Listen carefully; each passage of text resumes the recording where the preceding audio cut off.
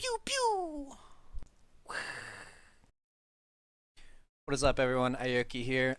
So today I wanted to talk to you about the current state of Botlane. I meant to make this video on Tuesday the 7th, but I got a little sidetracked. I have a very specific message I wanted to make, and that's what this video is going to be about. I'm here with my girlfriend, Griloki, so say hi. This video is going to be about how Riot is taking Botlane in a very worrying direction with kind of a shotgun nerf approach that I think is overall very unhealthy for the state of the lane. So over the last few months, we've seen kind of some crazy shit come into the bot lane. I'm sure you've had a few frustrating instances with it, starting with, Ziggs ADC, thanks to Shifter. Fuck you, Shifter. And the biggest offenders, which have been the rise of Malzahar support and Zyra support, which has kind of had like an ever-lingering presence. She's been popular for a while now, but Malzahar and Ziggs have been the kind of the newcomers to the bot lane that really shook things up and warranted eventually Riot taking a look at them. So the last Witch of 2 have been some really pretty heavy nerfs on 7.3 coming down on Malzahar and Zyra support, and the nerfs kind of ranged, they nerfed them differently. They nerfed Malzahar in terms of raw numbers, and they nerfed Zyra in terms of how her kit even interacts with champions, the way that it targets them. So pretty much everyone agreed that Malzahar was a strong pick, Zyra was a strong pick, and I think you'd kind of have to be pretty ignorant to disagree with that. I'm not saying they weren't strong picks, they're very much strong picks. However, I am arguing that neither one of them needed nerfs, or if they were to be nerfed, it needed to be in a different fashion. It didn't need to be the way that they nerfed them. Okay, so just reading through here, Mal's got a nerf through slowing down his voidlings so they don't come out instantly. They don't come out instantly on cast, and they also get slower and slower as they get further and further away from Malzahar. This right away is my biggest gripe with what they've done.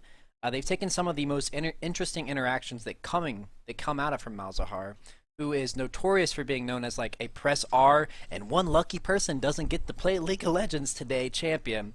And if you were smart and you had the reflexes to, you could use your voidlings to block, for instance, a thresh hook or other skill shot based abilities. So right away you're removing parts of the champion that are interesting. And as the nerfs continue, you're going to see more and more people just eventually give up on even trying to put Malzahar in the bot lane because he's going to offer less and less. It's just another instance of Riot removing something special and interesting about the lane. What I think is unhealthy about these nerfs is not that they're nerfing something that was fun and strong to play, but rather that they're giving us less and less options if we want to remain relevant. This is just Riot bringing us right back to the nightmare patches of Season 6, where you see Janna, Soraka, Nami, Karma, every single lane, every single game. And if you aren't picking these champions, you're handicapping yourself.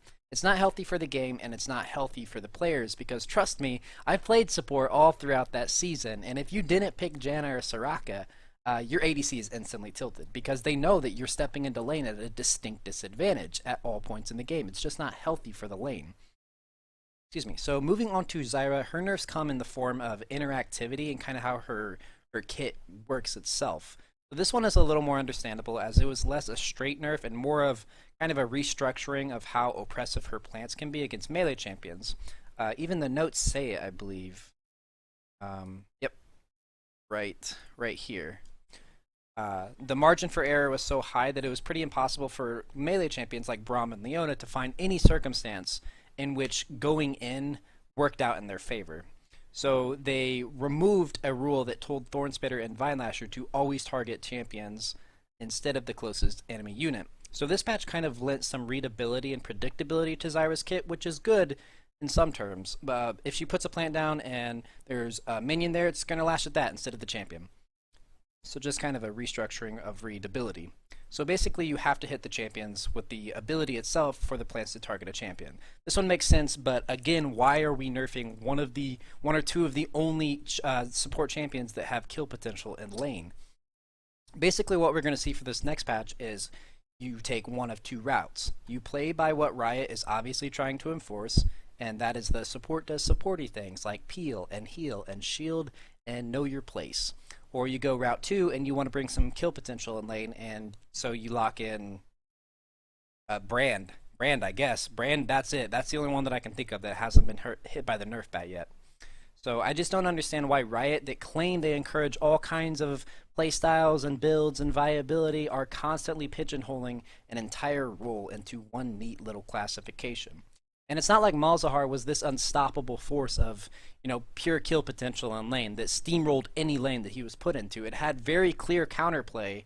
Lulu, for instance, was one of the ones that came up after we've had a few weeks of Malzahar in lane. Someone was eventually like, hey, Lulu does pretty well against him.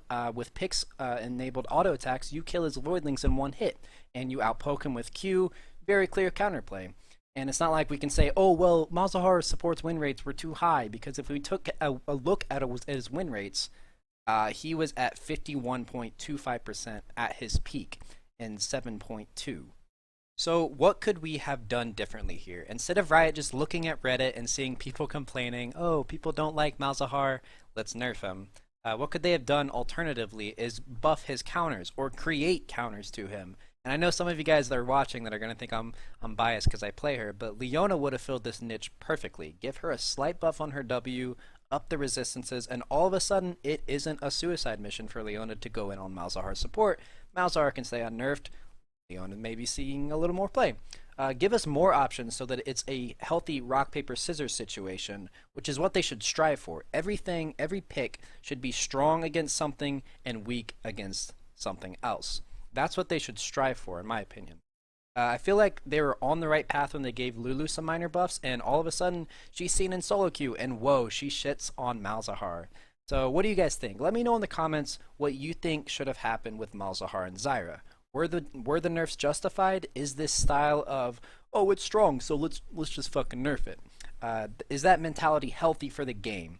I don't know. I presented my opinion. I'd love to hear your guys's.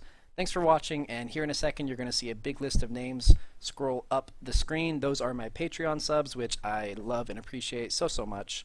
Other than that, thanks guys. See you guys at the stream. Peace.